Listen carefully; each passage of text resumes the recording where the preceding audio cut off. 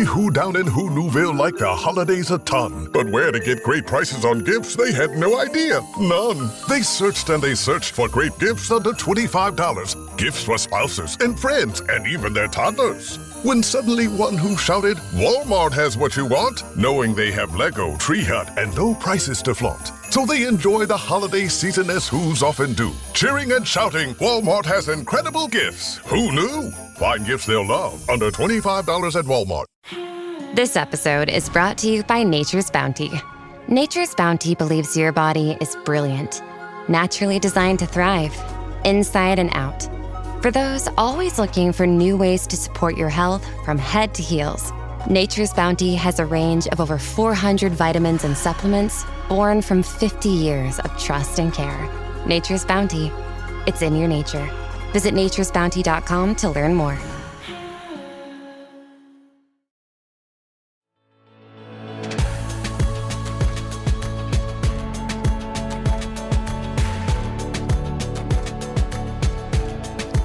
I am Nicole Khalil, and I would bet that there's a word that's silently dictating your life.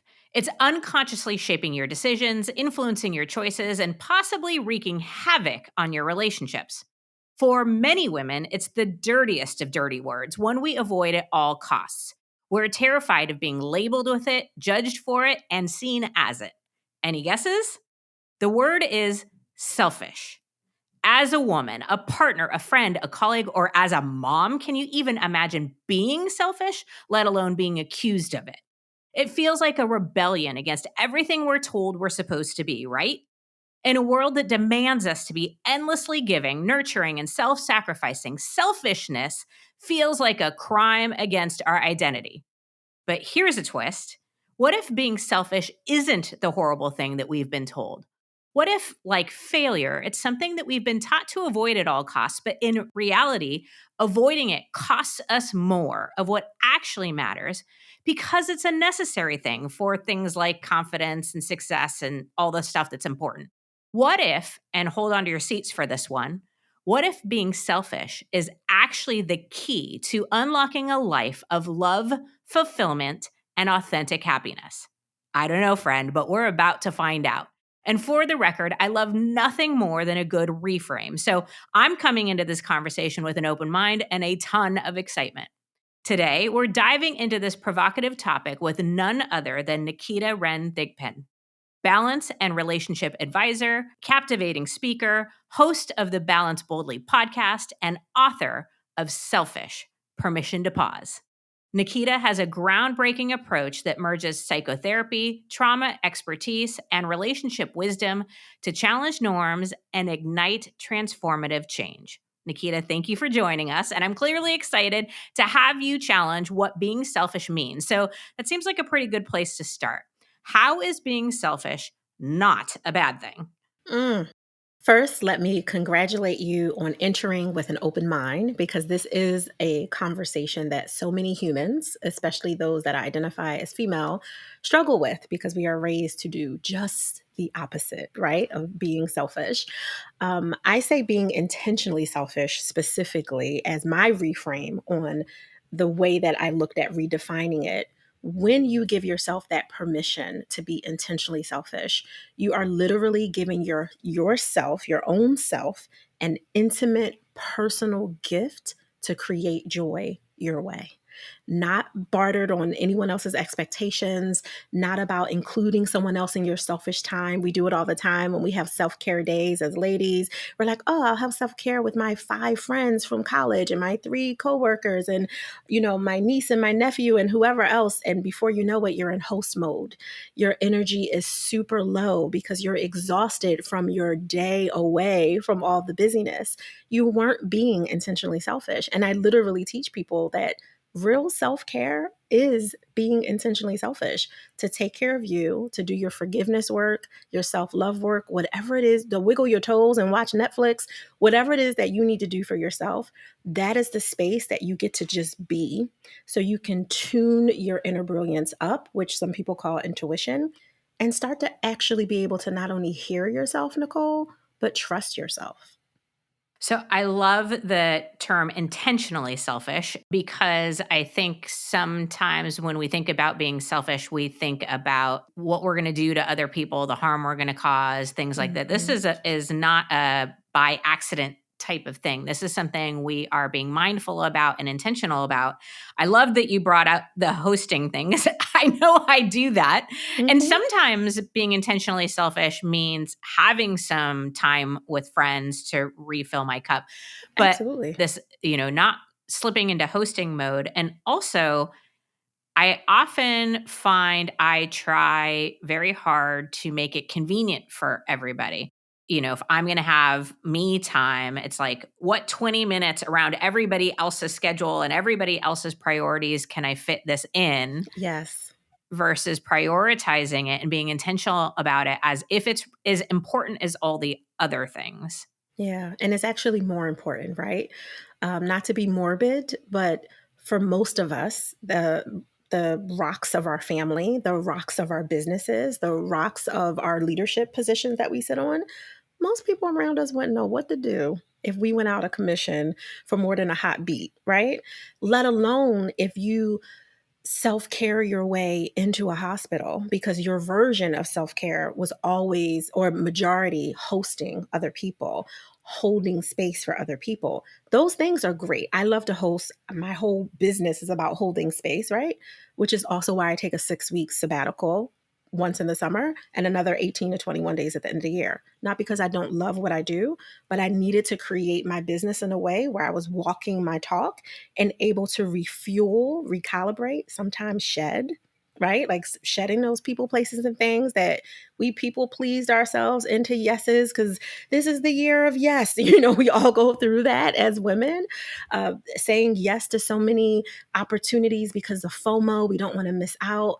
And we leave from those places trying to figure out, why did I get sick right after I came back from that beautiful place?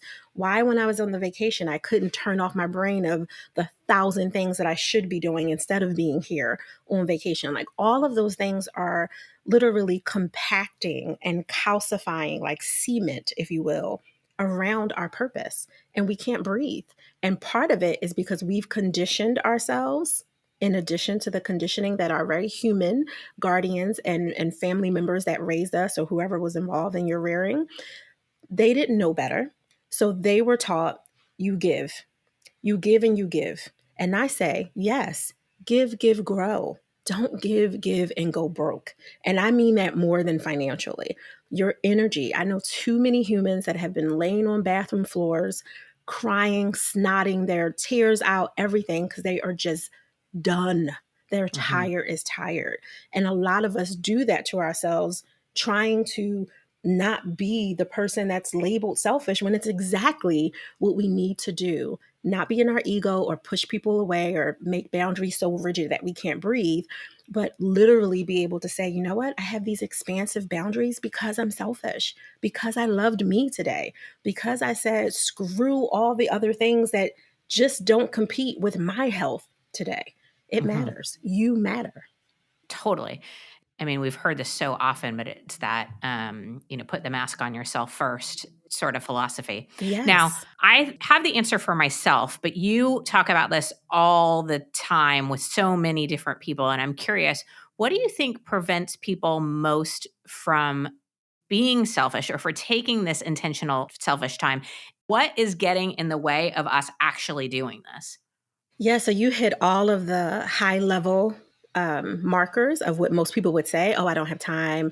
I don't have the money for that right now. Not that they don't have money, but I don't have the money for that. Right.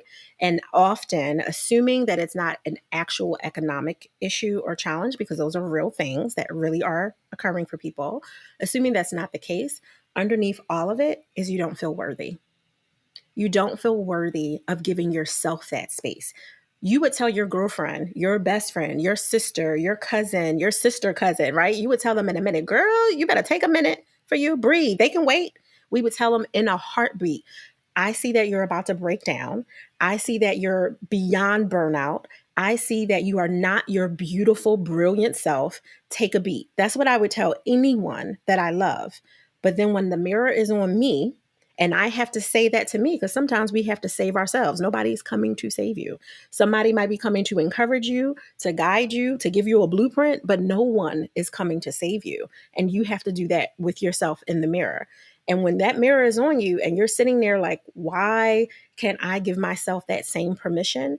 It's way deeper than the guilt, than the expired expectations of other people, than your own expired expectations. Because you said you would do this by 30, this by 40, this by 42 and a half, right? Like whatever. It is you not feeling that you have justified enough in your accomplishments, in your beautiful and often addictive, ambitious personality, that you are enough right now in this moment and you are worth having a second. Whatever that second looks like, 2 minutes to blow bubbles, kick up your feet, wiggle your toes like I wasn't playing. Like it's really helpful for your calf muscles when you do that. But you can also take 20 minutes or 2 hours or 2 weeks. Like you can build up to whatever works for you. Like for us, for Think Pro Balance and Relationship Management Institute, we're very strategic. My 6-week sabbatical is for the whole company, not just for me. And it's specifically strategically timed at a time in our business when we were actually losing money instead of gaining it by trying to push through. That's why we do it in the summer. We're a personal development and relational wellness company. There's not a lot of conferences happening in the summer, right? Where I can do keynote speaking and pull people into the funnel and blah, blah, blah. It was a lot of meetings, a lot of coffee hours. You know, pre-COVID, you driving around the city, meeting everybody, you buying scones and coffee that you didn't finish because you got 4 people that day that you're, meeting in that block of time. We were wasting money, time, and energy, and lots of people were canceling and rescheduling. Oh, I forgot I had a baby shower. Oh, my nephew's graduating high school or college, or oh, I'm just not going to be able to do this, or we're doing a long weekend in Paris, right? Like all good reasons to cancel a meeting, but we're sitting there as a company losing money. I was like, oh, here we go. This is the perfect place strategically. Of course, we looked at the numbers to put a sabbatical. No one has to do it for 6 weeks either, but whatever works for you to kind of baby step yourself into loving on you. And I literally called that specific sabbatical self-lovecation. Even though I the love whole it. company gets it, it's self-lovecation, not me and my boo lovecation. Now, my husband gets integrated in there, 30 years, we got to keep the fires alive, but he gets a little time. My grandbabies get a little time. My kids get a little time. I even have girlfriend time, but I also have a bubble within the bubble where no one gets to touch that unless it's a true, like medical emergency, because the whole point is for me to refuel so I can come back and dominate. And you have to be willing, as a human who's listening to this interview with myself and Nicole right now, to say, what am I worth? Can I at least start with 2 minutes and build from there? So you led perfectly into my question, is kind of these smaller ways to start. Because I think sometimes when we make it so big in our minds, like it seems insurmountable or too hard. Absolutely. So what are some, and you've already said a few, but what are some ideas for those people listening and who are like, all right, you're right, but my schedule is so busy. Like, where do I start? Because I see myself headed for the bathroom floor, right? Like, Yeah. and you're right, that's where all the breakdowns happen, right? Mhm.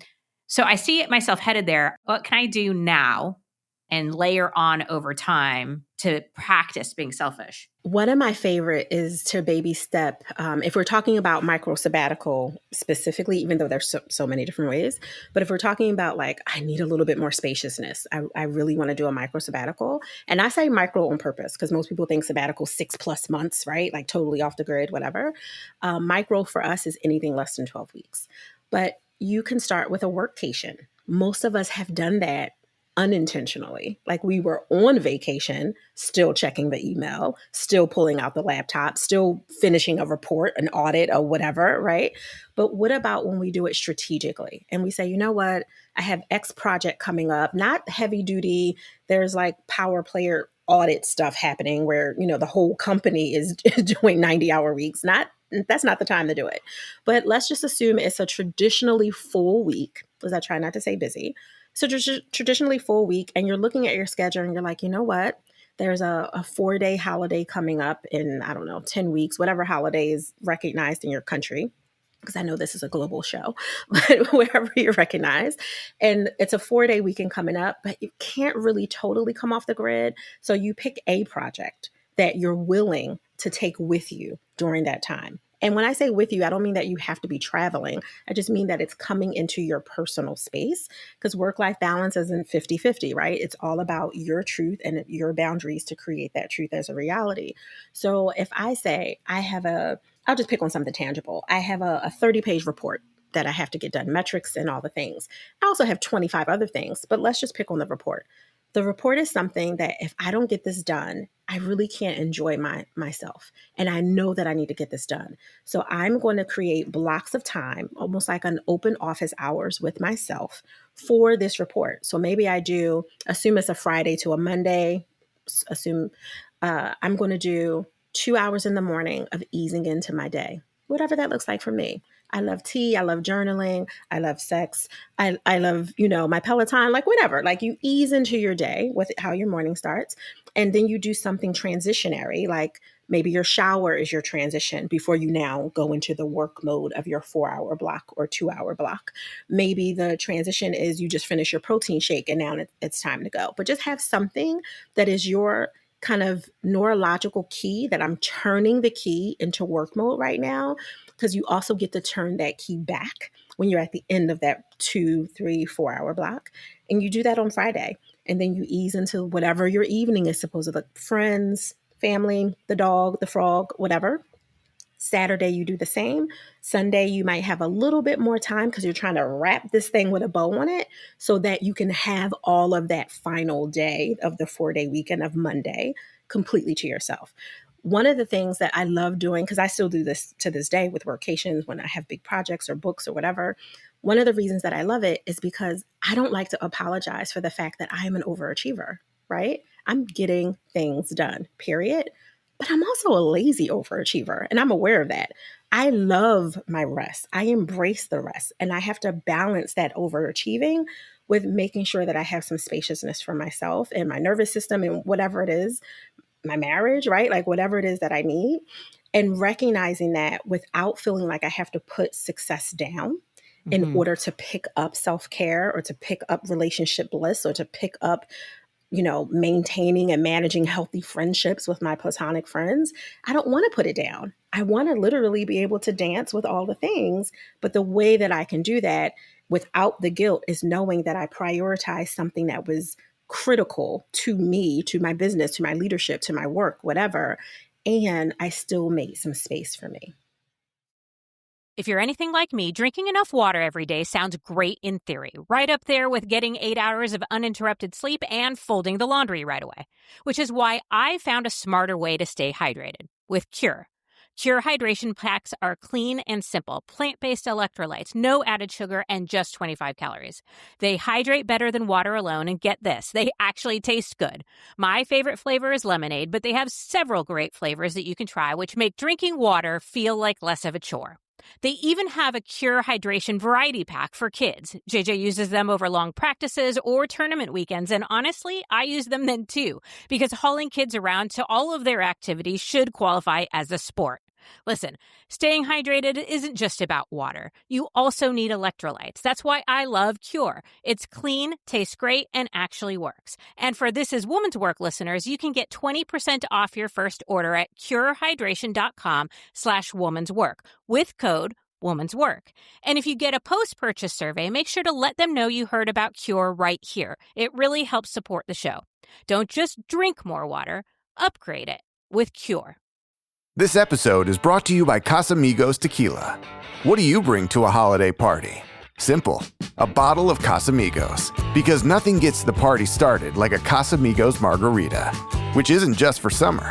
In fact, it's the perfect pour all year round.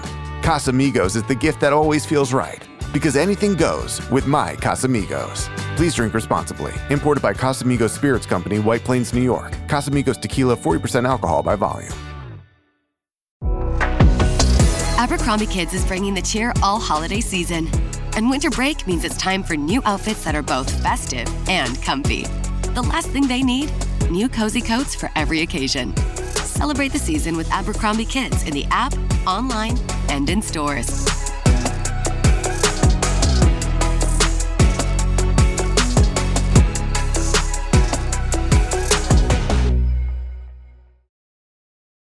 Naketa, I wish I would have talked to you many, many years ago, because my husband and I do something similar when we go on vacation or when we travel, but it was born out of frustration and fights, because we would go on trips. We both love to travel. That's like my ideal form of self care. And so Nice. we'd take these trips, but like you said, we're both ambitious. We have things we really care about. And we were trying to like sneak it in, in between things. And we could tell the other person was distracted. And it's like, why have you been on the phone for so long?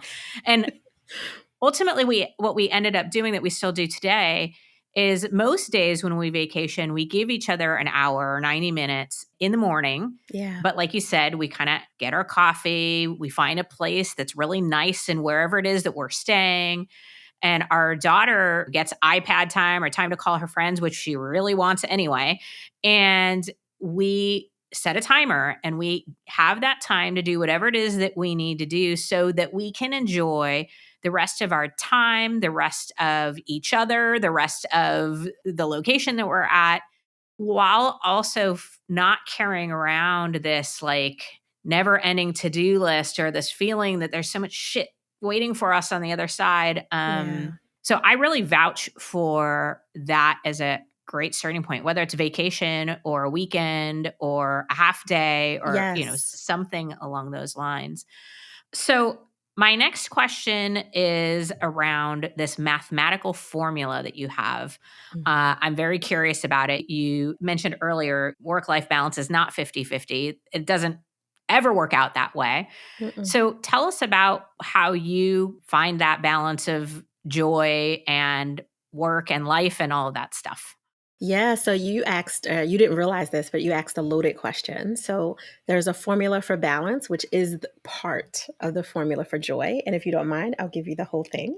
I love it. Uh, so for balance, which obviously is a part of the statement of work-life balance, it is literally admitting the truth of what you want. Think of it as a fraction, T like Tom over top of B like boy. Admit the truth of what you want, not what you need. Needs are understood. We need safety, we need security, we need food, we need shelter, right? Needs are understood. But what do you really want? Which means we have to do some of the work. What are those expectations of our 20-year-old self that's still like lingering? Oh my God, you didn't become, a double CEO by the time you were 25, whatever. Right.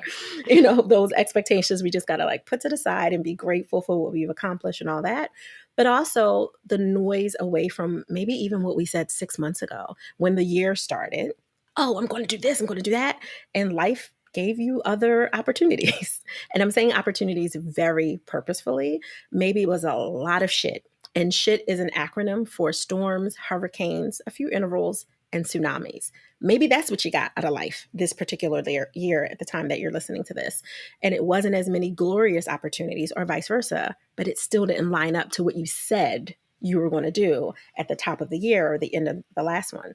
So let's recalibrate. And like, what does Naketa want now as a grandmother of two, as a mother for the last 30 years, like all the things, like what does she want now? Not what she said she was going to get, X number of times. I'm like, well, Naketa wants more time with G babies. Both of my grandbabies have ASD, which is they're on the autism spectrum disorder, and my youngest has sickle cell. So there's lots of layers and complications. And I travel a lot for work, but I can't take the babies with me, right? Like Right. the parents would love me to, but I can't do it. Part of it for that reason. If I want more time for them and I still love what I do with my businesses and all the things, how do I make room for that? Well, the answer partially is one, being right honest with myself that this is what I want. And then looking at the boundaries, which is the B, of what I'm creating to make that a reality. So you need a boundary around your personal habits. Well, guess what? These babies is tall and they heavy. My granddaughter is almost as tall as me and she is 6 years old. Now, granted, I'm very petite, but that's not the point. So I need to have strength, which means I need a boundary around the commitment to myself to eat healthy, to walk regularly, to do whatever, Peloton, weights, whatever. I have to have a boundary around that time, which means even though my cousin who I love wants to call and have a 2-hour conversation about the same thing we've been talking about for 20 years, I can't talk to you right now, cousin. I'll hit you back, right? Like this is something that I have a boundary around. I need boundaries around my energy management. Who is in your sphere, your circle of reciprocal influences right now today that's actually taking more from you than they're giving? They're extractive instead of additive. And this could be work related, it could be personal, it could be your mama, right? Like who is it that's doing that? And let's check and recalibrate that, which is a whole process that I take my clients through. But like really looking at what your energy management capacity is and why it may not be as optimal as it needs to be. And I need a boundary over that, which includes just because somebody texts me doesn't mean I have to respond right now. Doesn't mean that when I'm sitting with my friend Nicole, I have to have my phone out and I'm distracted by that. I need a boundary around that. If I said I want deeper intimacy with my friend, and if I want deeper intimacy with my friend Nicole, I need to have a boundary around my phone, right? And whatever else would be an issue for me during our hour and a half tea time or catch up or whatever. And looking at all of your boundary zones. For me, I have a boundary zone around my devotional time because faith is very important to me. For someone else, it might be their meditative time, like really creating those boundaries so that you can become the version of yourself that you said is your truth, is what you want. So that's all balance. No 70-30, 50-50, 60-40, nothing. You add that, like, so now it's fraction, right? So T over B plus your healthy relationships, which means we got to look at our relationships. Just because I've known you for 30 years doesn't mean that you still get to sit at my table, right? You might belong in the parking lot, right? Like that you might belong somewhere else because we're really not as close as what we were when we were 17. We've known each other a long time. It feels good to have long-term friendships, but are you really my friend? Am I thinking about you when I get sick because my autoimmune is being a little wacky and I have to be in the hospital for a few weeks? Are you on my list for my husband to call to, pray for me? Like, who are those real people? Those people should have deeper access. Not everybody who's in your contact list or your email book or your CRM or whatever the language is these days. So your healthy relationships plus intimacy squared. So intimacy is obviously just deeper connection. It's not just sex. Now, if you happen to be in a forever lover type situation, well, yes, sex is important as a part of it, but that's just one of 13 elements of intimacy: recreational intimacy, communication intimacy, conflict intimacy. Like there's so many levels of that. So we would want to look at where our intimacy is with those healthy relationships that we've qualified as healthy. And then the squared part is now we need to go deeper, and that is with us. What is my intimacy with me? When was the last time I looked in the mirror and wasn't judging how many new beauty marks or tags or wrinkles or crow's feet or whatever was coming up? When was it just to take in the goodness? That's building that deeper intimacy. You know that exercise, as a psychotherapist, something I've done with clients before that you typically see on TV or you do with your husband if you've ever done marriage therapy, and they're like, look in each other's eyes and just hold the gaze for 5 minutes, right? Well, when was the last time you looked in your eyes and held the gaze for 5 minutes? No judgment, no shaming, no blaming, no trying to get away from the awkwardness of it all, and just was like, damn, Nicole, you hot. Come on, girl. Like, woo, you are doing it, right? Like the character that has come with the wisdom of you and like reframing how you talk to yourself. When was the last time that we've done that? And I know 7+ years ago, I could have easily said, oh man, I don't even know the last time I actually looked in the mirror, because it's just like quick, brush your teeth, quick, clean the gook out your eyes, quick, right? Like everything was quick to get to the whatever was busy back in the day that is now qualified as productive, but whatever that is, and just being really honest to take those moments with yourself, including being intentionally selfish. So I love this formula. I love especially that it is so clearly wrapped around what matters most, Yeah. right? Our healthy relationships, intimacy with the people we choose.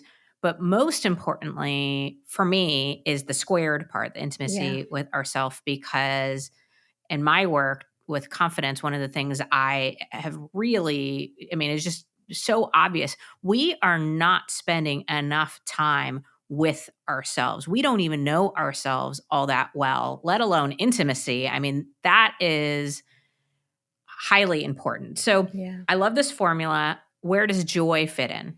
So that equals joy. Okay, equals joy. Okay. Yes.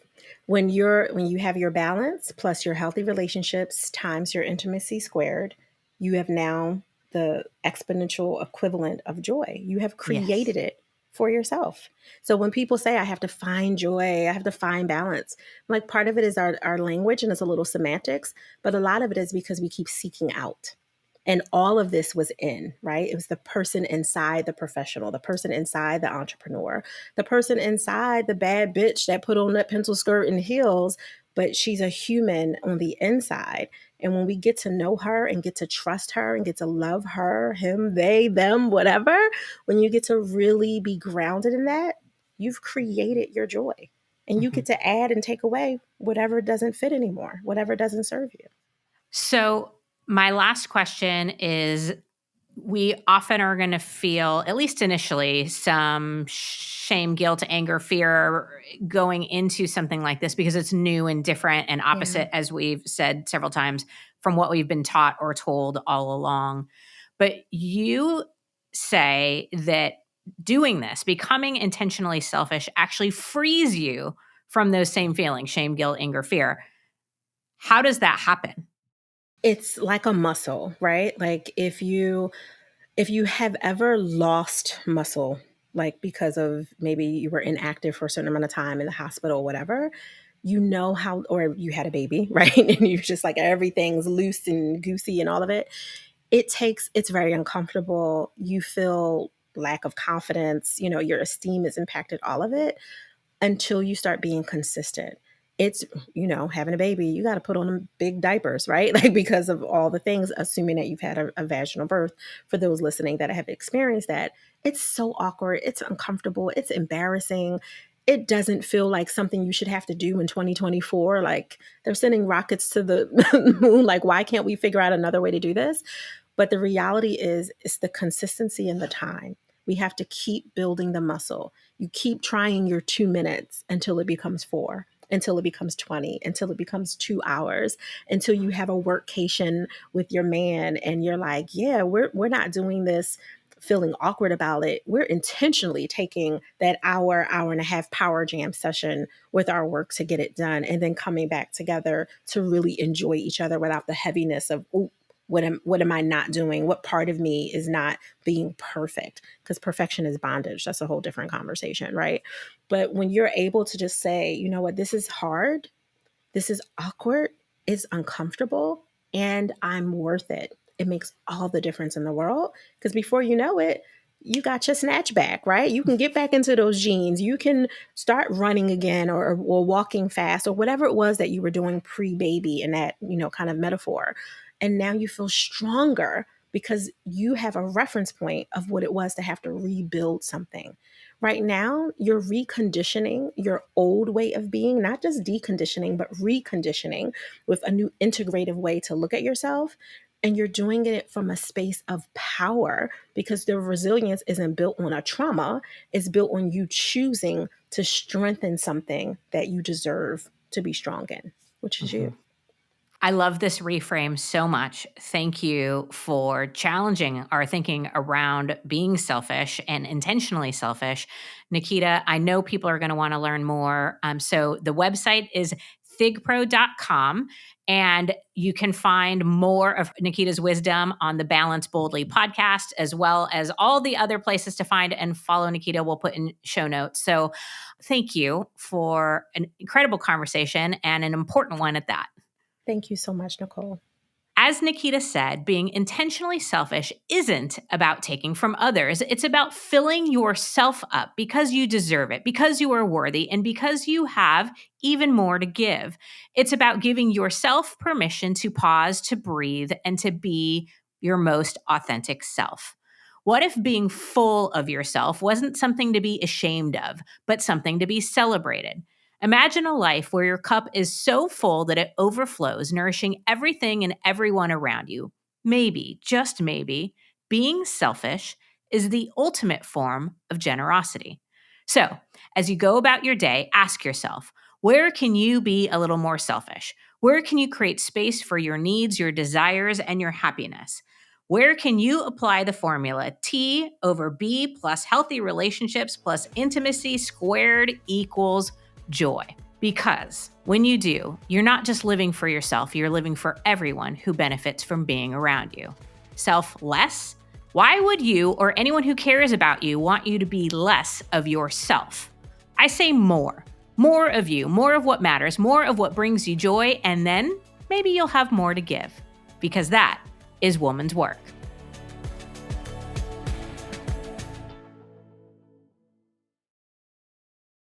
You know the words that dominate our news cycle. Private equity keeps inventing generative artificial intelligence on home. America's chip fueled by market volatility. That's on Fed rate cuts. But do you truly understand how they impact your world and your wallet? In a world that skims the what, understand the why. Because context changes everything. Subscribe to learn more at Bloomberg.com, the global benchmark for business news.